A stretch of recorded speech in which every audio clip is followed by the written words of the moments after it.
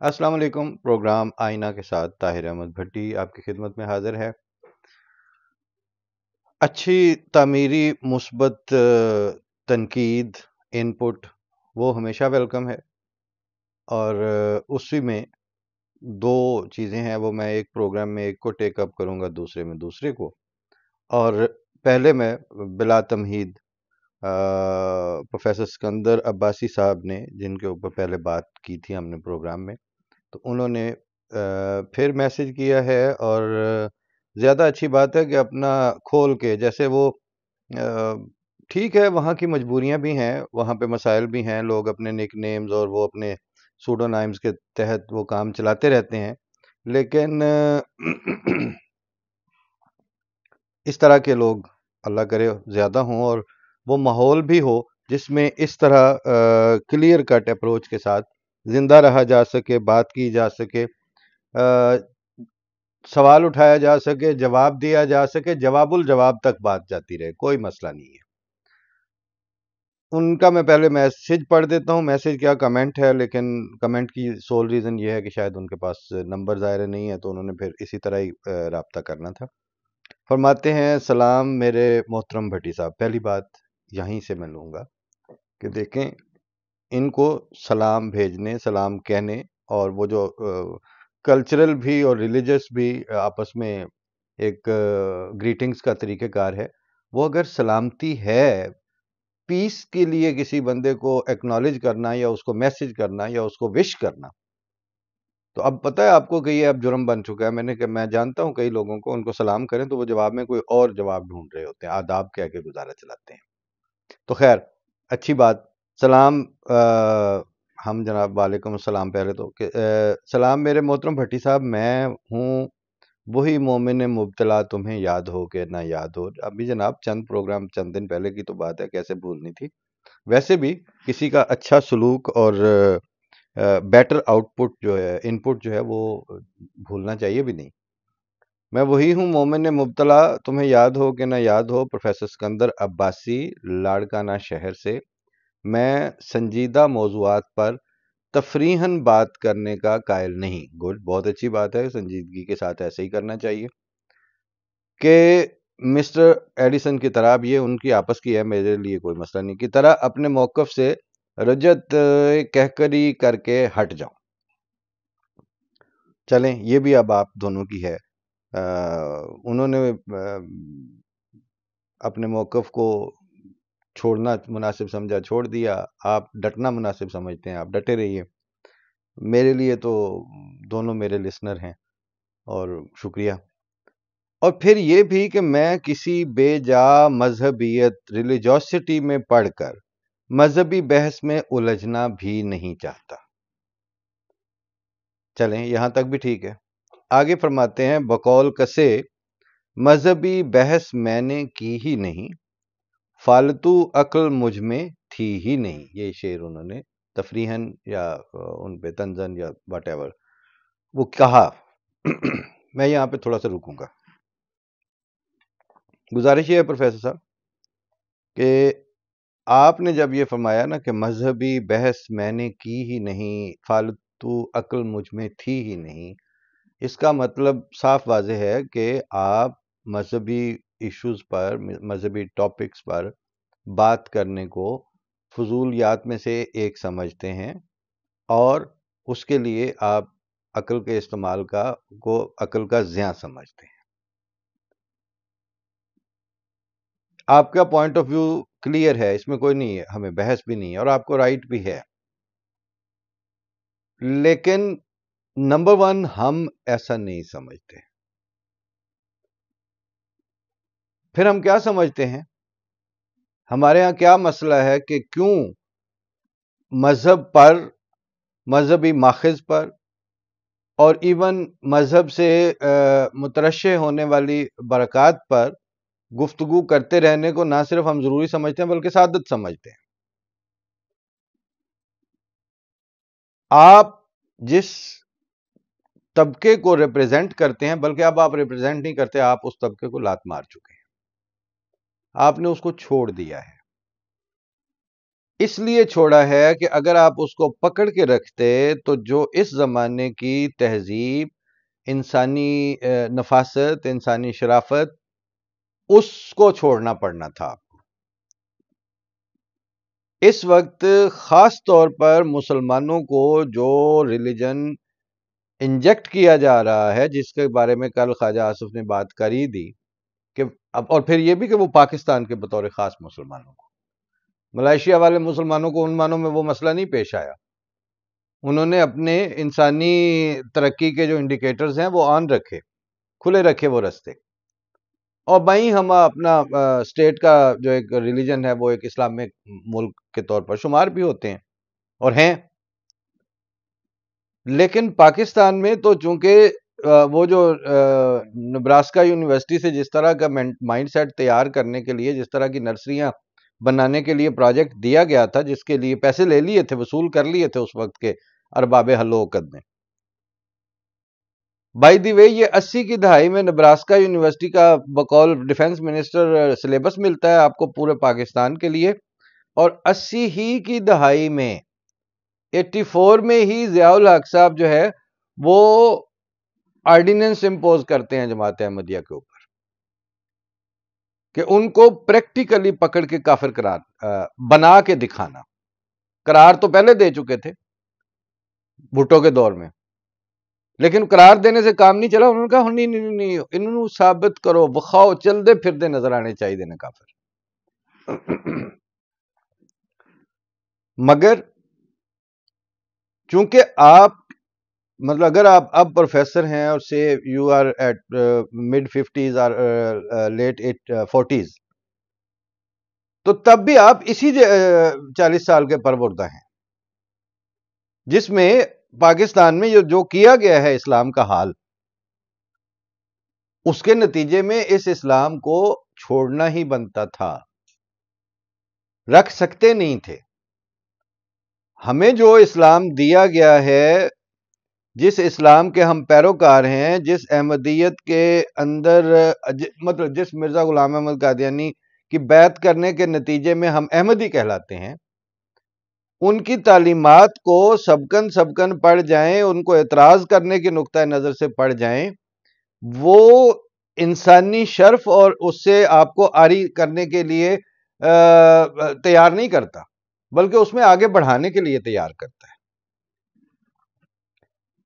بہت ظاہر ہے 84 کتابیں ان کی ہیں، 85 اور بعد کا لٹریچر ہے، پھر اس سارے کے اوپر مخالفانہ لٹریچر ہے، میں اس کو لے کے نہیں بیٹھ سکتا، ظاہر ہے آپ بھی جانتے ہیں۔ لیکن میں نے عرض کیا ہے نا کہ ہمارے اوپر جیسے یہ الزام بالکل عام شائع اور متعارف ہے نا کہ ایک کافر ہوں نے، یہ مسلمان نہیں ہوں، انہوں نے جھوٹا نبی منیا۔ اسی طرح ہمارے اوپر یہ الزام پورے پاکستان میں شائع اور متعارف ہے، اخلاق دی مار دیندے نے، بڑے با اخلاق ہوں نے۔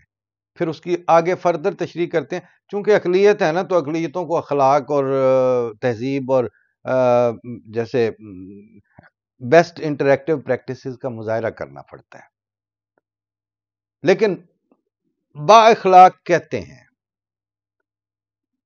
دیانت کے معیار بہتر سمجھا جاتا ہے، اللہ ماشاءاللہ پھر وہ جب سردیوں کا موسم آتا ہے تو بند کمروں میں بھی سردی دارہ آتی ہے، لیکن اوورآل اس کا مطلب ہے جو بھی تعلیم انہوں نے دی تھی، جو مذہبیت ہم لے کے چل رہے ہیں، جس مذہبیت کے ہم بیعت شدہ ہیں، اس نے ہمیں مجبور نہیں کیا کہ ہم ٹورڈز ہیومینٹی اور towards other members of society and other segments of society ہم بدتمیزی پہ اتر آئیں، بد خلقی پہ اتر آئیں، کج خلقی پہ اتر آئیں، کج بیسی کریں، بد کلامی کریں۔ لہذا ہمیں ضرورت نہیں پڑی مذہب کو چھوڑنے کی۔ اور آج تو آپ سے آج بات ہو رہی ہے، میں 20-25 سال پہلے میرے جو کلاس فیلوز تھے جو آج کل مختلف شعبوں میں موجود ہیں، میں ان سے کہا کرتا تھا کہ آپ کا جب کوئی لڑکا ماسٹرز کرتا ہے نان احمدی مسلمانوں کا، تو وہیں سے اس کی بنیاد ہل جاتی ہے۔ M Phil P H D تک جاتے جاتے وہ ذہنی طور پر دہریہ ہو چکا ہوتا ہے، کیونکہ اگر وہ عقائد کو مینٹین رکھے اپنے ساتھ ساتھ تو پھر وہ ان سبجیکٹس کو کے ساتھ انصاف نہیں کر پاتا، اس کو سمجھ ہی نہیں آتی، کیونکہ گند بھاری اس طرح کا دیا گیا، ڈسپیرٹی اتنی ہے، ڈسکریپنسیز اتنی ہیں، تضاد اس حد تک ہے.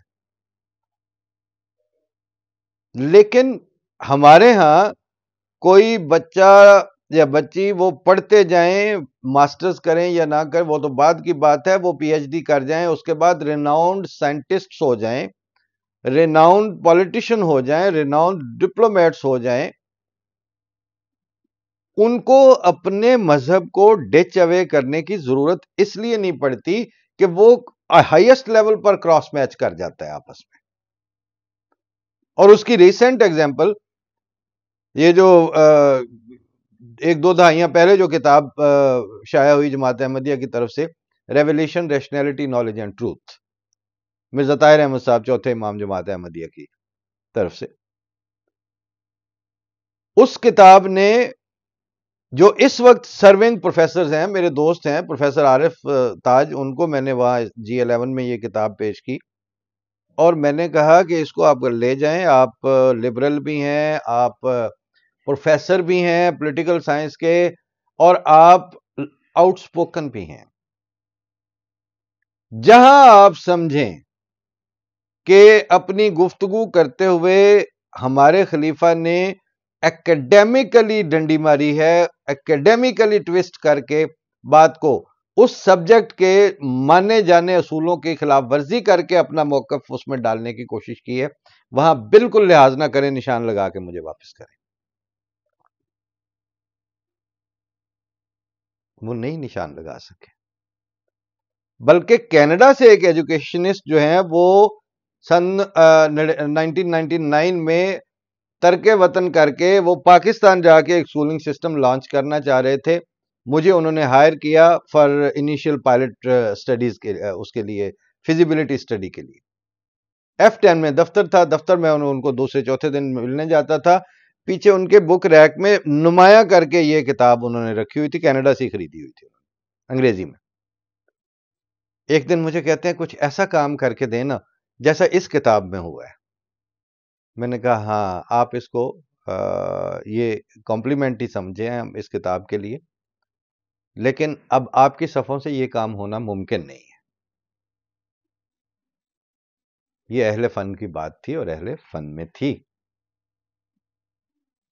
یہ جن کا کام تھا انہوں نے کر دیا ہے، آپ کیسے کر سکتے ہیں اس کو؟ کیونکہ وہ پھر لمبے کٹے کھلیں گے.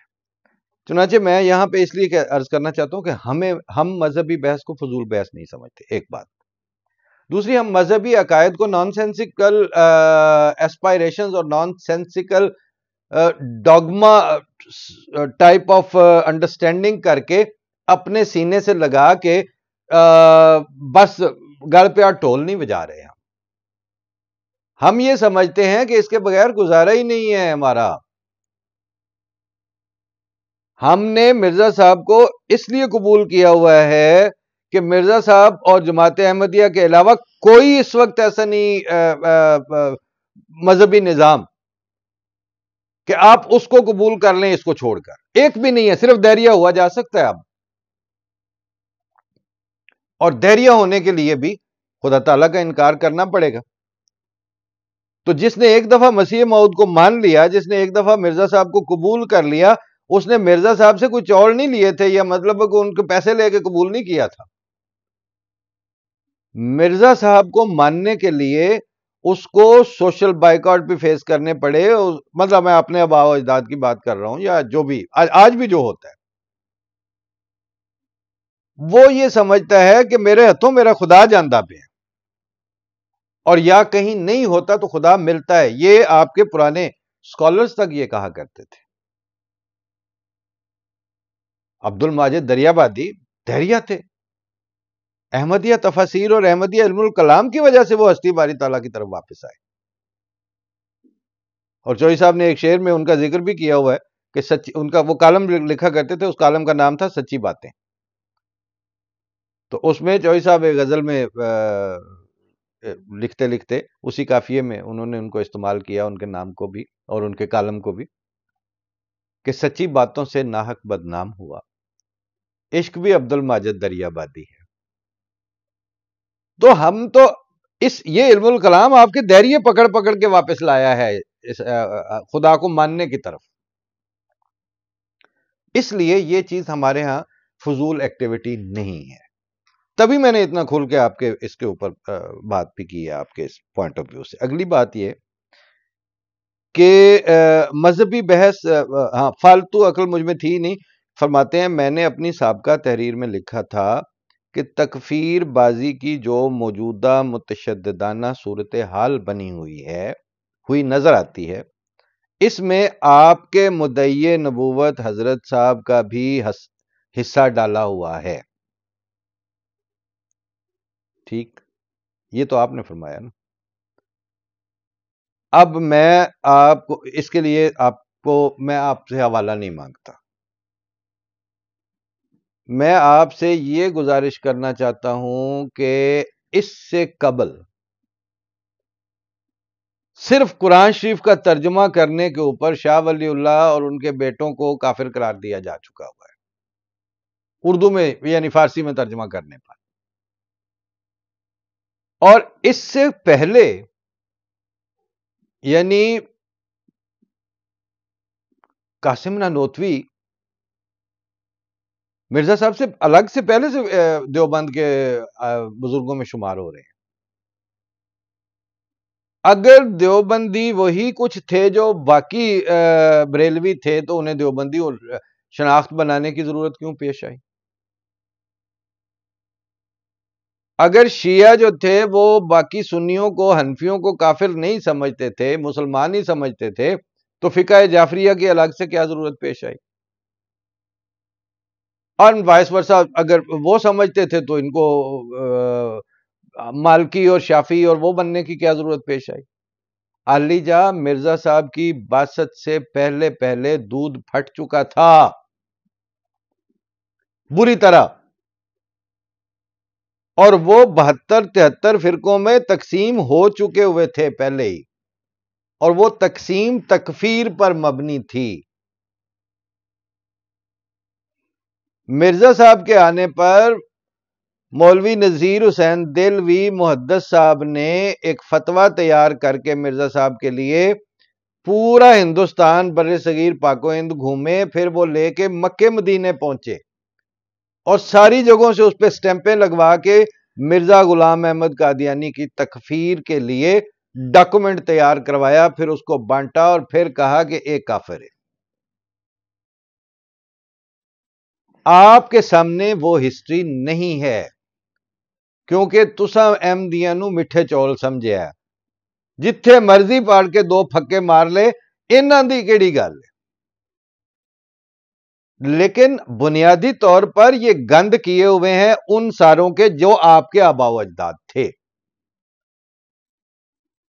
اور اب آپ ان سے اپنے آپ کو علیحدہ کر رہے ہیں to save the basic human values, save the social decency of your society and your thought. لیکن کیا دھرا تو جناب یہ آپ کے آباء و اجداد کا۔ اور اگلی بات آگے، چونکہ آپ لے کے چل رہے ہیں آگے فرماتے ہیں آغاز میں یہ شدت نہ تھی، کافر گری کا یہ ماحول بنتے بنتے اس نیج پر جا پہنچا جس کا آپ خاص طور پر رونا رو رہے ہیں۔ ہمیں کہہ رہے ہیں کہ ہم کافر گری کا رونا رو رہے ہیں۔ پروفیسر صاحب میں تو کل دی جامع پاکستان میں جو آخری جلسہ سالانہ ہوا تھا ربوہ میں، اس میں سندھ سے بھی تھے، پنجاب سے بھی تھے، بلوچستان میں تھے، سارے پاکستان سے لوگ تھے، پوری دنیا سے بھی تھے۔ اس میں مرزا طاہر احمد صاحب امام جماعت احمدیہ، انہوں نے اپنی تقریر میں فرمایا تھا کہ خطرہ ہمیں اپنے بارے میں نہیں ہے، کیونکہ آسمان کا خدا ہمیں امن کی ضمانت دیتا ہے۔ تمہارے لیے پریشان اور معذور رہتے ہیں، اور راتوں کو اٹھ کر،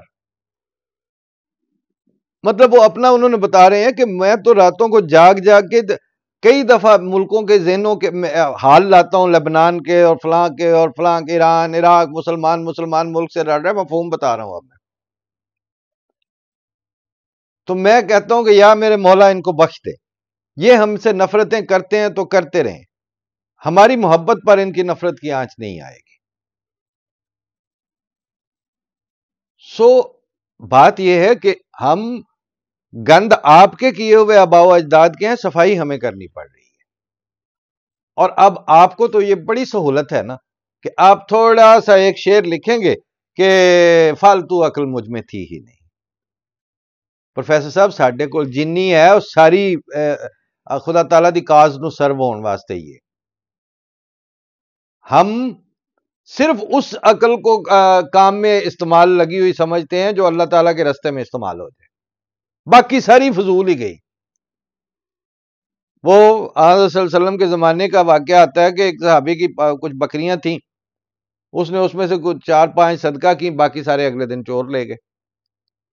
تو رسول اللہ صلی اللہ علیہ وسلم فرمایا تمہارے بکریوں کا کیا بننا؟ کہتے وہ جی 5 ہی بچیں جو میں نے صدقہ کر دی تھی.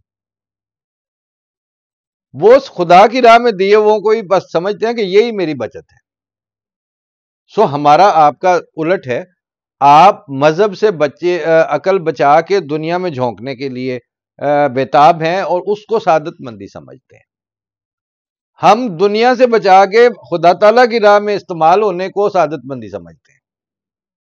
تو تیری داستان کوئی اور ہے، میرا واقعہ کوئی اور ہے. لہٰذا اس پہ تو کوئی مجبوری نہیں ہے. ٹھیک ہے آپ اس طرح چلتے رہیں، ہم اس طرح چلتے رہیں گے انشاءاللہ.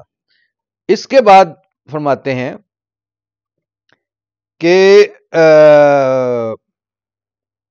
یہ زمانہ کوئی اور ہے، آغاز میں یہ شدت پسندی نہ تھی، کافر گری کا یہ ماحول بنتے بنتے اس نہج پر جا پہنچا جس کا آج آپ خاص طور پر رو رہے ہیں. خواجہ آصف نے صحیح اعتراف کیا ہے، بلکہ میں تو کہوں گا کہ قرارداد مقاصد کے پاس ہونے کے دنوں سے اس بد نصیب ملک کو اسلامائزیشن کا ٹیکہ لگا دیا گیا تھا تاکہ مغرب کے سرمایہ داروں کا بڑا سیٹ ہم پر ڈالروں کا می برساتا رہے. تفصیل میں جانے کی ضرورت نہیں ہے، آپ کو تو نہیں ہے، ہمیں ہے نا. ہم وہ ہیں جن کے بارے میں جدھر منہ کر کے آپ بات کریں وہ کہتے ہیں انہوں باہروں ایڈ ہوندی ہے. یہ فلانے کے مطلب جتنے دنیا میں طاقتور با اثر اور صاحب ثروت اور صاحب حیثیت ممالک ہیں نا، پاکستان کا میڈیا اٹھا کے دیکھ لیں، اخبارات اور رسائل اور کتب جو ہمارے خلاف چھپی ہیں، ہم ان ساروں کے ایجنٹ قرار دیے جاتے رہے. ہمیں اسرائیل سے بھی ایڈ آتی تھی، ہمیں برطانیہ سے بھی آتی تھی، ہمیں امریکہ سے بھی آتی تھی، آپ کو کہیں سے نہیں آتی تھی. اب جا کے خواجہ آصف کی تقریر نے بتایا نا کہ آپ کو کہاں کہاں سے آتی تھی، اور ہمیں کہیں سے بھی نہیں آتی تھی. عاقلاں راہ اشارہ بس است. تو اب آپ بھی صاحب عقل ہیں، پھر سمجھ جائیے گا. بھٹو حکومت کو لنگڑا کرنے کے لیے مغرب والوں نے احمدیوں کے خلاف ماحول بنایا. تو ادھر لاڑکانے میں بیٹھے ہیں، ذرا کسی صرف سندھ کی حد تک تحقیق کر لیں کہ بھٹو حکومت کو 70 کا الیکشن لڑ کے کس نے دیا تھا. یہ پیر مظہر اور حق والی فیملی کو دیکھ لیں. مرزا طاہر احمد صاحب کے سامنے اسمبلی میں سامنے آنے سے گریز کیا کیونکہ اپنے گھر میں سکھر میں انہوں نے دعوت کی تھی مرزا طاہر احمد صاحب کی، اور ساری آپ کی لیڈرشپ کے سامنے کھڑے ہو کے کہا تھا کہ مرزا صاحب آپ نے بہت احسان کیا ہے جماعت احمدیہ نے، ہم اس کا بدلہ دیں گے. تو مرزا صاحب نے جوابی جب کھانے کے بعد جو ایڈریس کے جواب میں اپنی طرف سے کہا کہ پیر صاحب آپ ہمیں کوئی ایسی امید نہ دلائیں، آپ شریف آدمی ہیں، آپ بدلہ دیں گے بالکل اسی طرح جیسے مسلم لیگ نے دیا تھا. ہم نے مسلم لیگ کو اکیلی جماعت نے سنگل ہینڈڈلی جو کیا وہ تاریخ کا حصہ ہے. تاریخ آپ لوگوں کو نہیں ایکسیس دی گئی، مگر وہ صفحہ ہستی سے مٹ نہیں گئی، وہ آ جانی ہے سامنے. لیکن مرزا طاہر احمد صاحب نے پیر صاحب کو فرمایا کہ جیسا بدلہ ہمیں مسلم لیگ نے دولتانہ کی صورت میں 53 میں دیا تھا، آپ اس کے علاوہ کوئی بدلہ نہیں ہمیں دیں گے، ہم جانتے ہیں. لیکن ہم نے اپنے ضمیر اور اپنی انڈرسٹینڈنگ کے مطابق جو مناسب سمجھا وہ کیا ہے. آپ سے کسی نہ بدلے کی توقع ہے، بدترین بدلے کی البتہ ہمیں آپ سے توقع ہے، وہ پھر آپ نے دیا. یہ سندھ کا جو لبرل طبقہ ہے یہ منظور چانڈیو وغیرہ میرے بھی دوست ہیں، ڈان میں اس وقت بھی بیٹھا ہوا ہے انٹرنیشنل ڈیسک پہ. وہ میرے اندر سے یہ کیڑا نکالنے کے لیے تو بڑی محنت کرتا ہے. اپنی ہسٹری کو سندھ کے اندر جا کے گھوم پھر کے سمجھنے کو وہ تیار نہیں، اور آپ بھی نہیں سمجھیں گے اس بات کو. جو اساں کر کے دیتا ہے جدن کیتا جے پھر پتہ لگے گا. مغرب والوں نے اچھا جی، اور یہ بھی حقیقت ہے کہ ہندوستان کے مسلمانوں کو اندر سے کچھ مزید انتشار میں مبتلا کرنے کے لیے آپ کے مرزا صاحب کو برطانیہ کی بارگاہ سے مبعوث کیا گیا تھا، ہندوستان کے مسلمانوں کو اندر سے کچھ مزید انتشار کا شکار کرنے کے لیے.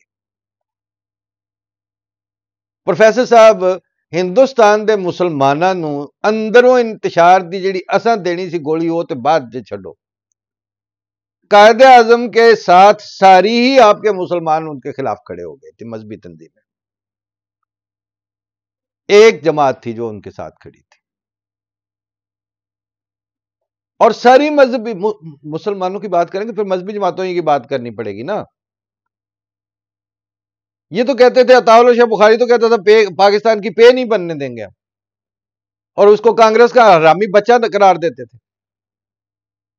انہی کے لے کے آپ پھدکتے ہیں ان مسلمانوں پہ. تو جس کو مبعوث کیا گیا تھا اس نے جتنا پاکستان آج لے کے آپ بیٹھے ہوئے نا، اس پاکستان کے اگر اس میں کچھ اس کو پانی دینے والے ہیں تو سوائے احمدیوں کے کوئی نہیں. آپ نے ہمیں یعنی جو ظفر اللہ خان اور جو ابتدائی ایم احمد پاکستان کا جو پرسونا آپ کو دے رہے ہیں، آپ نے تو اس کو 2 ٹکڑے کر لیا تھا. 70 میں آپ کو حکومت مل رہی ہے. Progressive thought of people party کو 71 میں آپ نے پاکستان کے 2 پاکستان کا بنوا مطلب آدھا پاکستان دے چکے ہیں آپ. اور پچھلے آدھے کے ساتھ جو سلوک پچھلے 70 آنورڈ آپ لوگ کر رہے ہیں ہمیں باہر رکھ کے، ہمارے سامنے ہی ہو رہا ہے سارا کچھ. لہذا آپ ہماری گزارش یہ ہے، ووٹ آپ ہمیں نہ دینے دیں، آپ ہمیں ہمارے حق نہ دینے دیں، ہمارے زندہ رہنے کے حقوق کا انکار کریں، ہمارے مردوں کی قبریں اکھاڑنے کے سطح پہ آپ اتر آئیں. لیکن آپ اگر چاہیں کہ آپ کے گناہ جو ہے وہ ہم اپنے سر قبول کر کے مریں، یہ نہیں ہوگا. وہ آپ ہی ہیں، بیڑا آپ ہی نے غرق کیا ہوا ہے پہلے سے. مرزا صاحب کی وجہ سے آپ کا کچھ نہ کچھ بچ گیا ہے، نقصان نہیں ہوا. اچھا، اس کے بعد فرماتے ہیں پھر اسے مجدد، پھر مہدی، پھر مسیح موعود اور پھر بروزی نبوت کا مدعی بنا کر کھڑا کیا گیا انگریزوں کی طرف سے. جدید دور میں دعوی نبوت اس کے ماں سوا کیا کر سکتا ہے کہ اپنے سوا اوروں کو کافر گردانا جائے. یہ بات آپ نے حقیقت تک پہنچے ہیں. اگر کوئی خدا کی طرف سے ہے تو اس کا انکار کرنے والے ڈیفینیٹلی خدا تعالیٰ کی درگاہ سے مردود ہیں. اور ہم نے مرزا صاحب کو خدائی کی طرف سے سمجھ کے مانا ہوا ہے. یہی وجہ ہے کہ جو اتنی سی اقلیت شودر اچھوت وہی آپ کے گلے کو پڑے ہوئے ہیں، اور اس پاکستان میں پڑے ہوئے ہیں جہاں پر ہر انسانی آئینی سیاسی سماجی معاشی حربہ استعمال کر چکے ہیں. تو یہ تو خدا تعالیٰ اگر نہ ہوتا تو واقعی یہ ایسا ہو ہی نہیں سکتا تھا. آپ کا لمبا میسج ہے، آپ نے زحمت اٹھائی کہ اس پہ بات کریں گے. ہم انشاءاللہ اس پہ بات کرتے رہیں گے اور مزید بھی آپ کو اس کو پڑھ کے اس میں سے سنائیں گے. لیکن چونکہ ظاہر ہے اس کا ایک سرٹن ٹائم ہوتا ہے کہ آخری بات آپ نے یہ فرمائی ہے اس میں، اب مزید آگے بھی ہیں کہ جدید دور میں دعوی نبوت اس کے ماں سوا کیا کر سکتا ہے کہ اپنے سوا اوروں کو کافر گردانا جائے. یہاں سے اب اگلے پروگرام میں بات شروع کریں گے کہ کیا جدید دور میں، آپ نے تو سہولت سے لکھ لیا نا، جدید ماڈرن طرز فکر، جدید دور نیشن سٹیٹ کانسیپٹ. کیا خدا بھی بدل جاتا ہے جدید دور کے ساتھ؟ کیا آج سے 1500 سال پہلے یعنی آج صلی اللہ علیہ وسلم کے زمانے میں خدا اور ہوتا تھا، آج اور ہو گیا؟ تو پھر مکے والوں سے کے پاس آپشن تھا کہ وہ کہتے وہ عیسیٰ والا خدا اور تھا، موسیٰ والا اور تھا۔ نوح تک جاتے جاتے کتنے خدا بنائیں گے آپ؟ حضرت آدم تک پہنچتے پہنچتے کتنے خدا اور بنائیں گے آپ؟ اس لیے تھوڑے کو سوکھا کام ہے، تسی آکھو سارے جھوٹے سن تے خدا کوئی نہیں ہوندا۔ دیر از نو گاڈ ایٹ آل۔ اور جب خدا ہی نہیں ہے تو پھر یہ رسول سارے کے سارے تو پھر ایسے ہی ہوئے نا، مفتری کذاب نعوذ باللہ من ذالک۔ یہ آپشن آپ کے پاس بچتا ہے، پھر آپ مرزا صاحب پہ کھل کے بات کریں۔ یہاں کے دہریے بھی کرتے ہیں، آپ بھی کریں، ہم یہاں کے دہریوں کو بھی ہینڈل کرتے ہیں، آپ کو بھی کریں گے۔